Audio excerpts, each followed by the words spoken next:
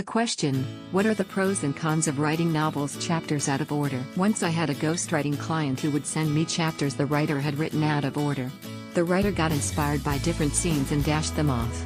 The result was the writer had only a sketchy idea of how to get from point A to Z and assigned me the task of filling in the blanks based on the writer's loose synopsis. Here's what I found about writing scenes out of order. The story doesn't evolve organically. Your plotting and pacing will be uneven.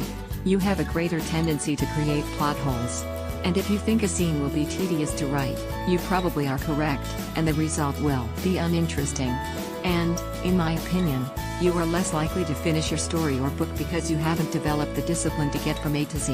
Neil Gaiman has this to say: if you only write when you're inspired, you may be a fairly decent poet, but you'll never be a novelist because you're going to have to make your word count today, and those words aren't going to wait for you. Whether you're inspired or not, you have to write when you're not inspired. And you have to write the scenes that don't inspire you.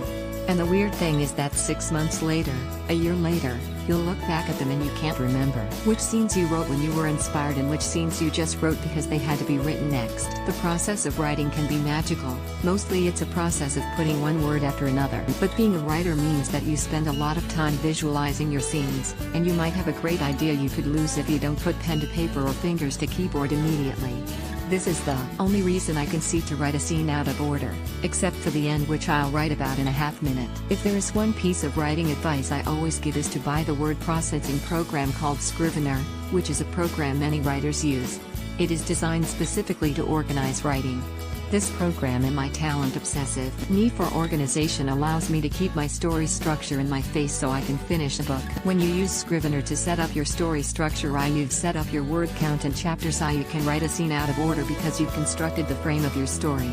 You still may need to backfill plot holes, but you can catch that in the second draft. I may, depending on the story, will write the end somewhere after the first 5 chapters after I am sure where things will end up.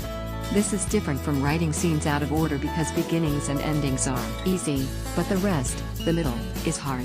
That's where the real work is. As you've probably guessed, I'm not a big fan of writing scenes out of order, except in a few specific instances.